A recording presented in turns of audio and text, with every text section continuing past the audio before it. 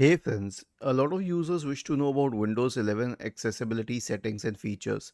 So here's what you have to do. Right click on the start button, select settings from the menu, go to the accessibility tab on the list on the left hand side. In the right pane, you will get all the accessibility features. Now see, there are three kinds of accessibility. One is for vision, one is for audio hearing, and the next one is for interaction. Interaction means interaction with the system. So for this you have speech settings like voice access and all. Then you have the options on keyboard like sticky keys, filter keys, and toggle keys.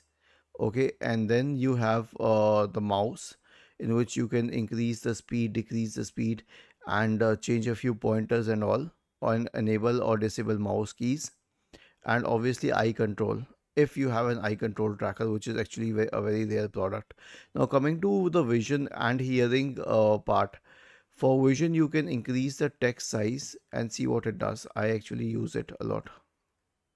Click on apply, see what it did to the icons, but I prefer to keep it low, but you can choose accordingly.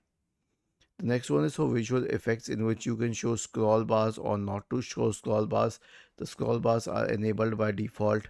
Transparency effects, I actually don't like that, but it's okay. It makes Windows look a little different. And then animation impacts, and then the mouse pointer and touch, you can change the color of the pointer if you're color blind. And then you can also use customized pointer images.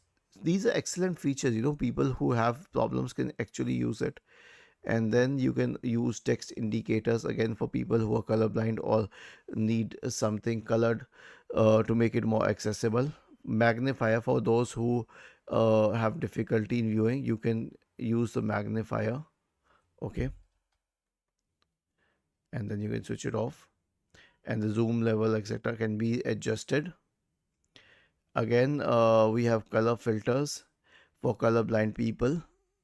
We have contrast themes, which changes the complete theme of the system to make it more accessible for people who have difficulty viewing it. And obviously the narrator, if you cannot see it at all. And then for hearing, we have audio, in which we can make mono audio or not. And then we have hearing devices, in which you can connect your hearing devices to it. And lastly, you can have captions. Was this helpful? If yes, then please subscribe to the channel. If not, then let us know in the comment section of the video on how we could help you further. Thank you for watching this video and have a nice day.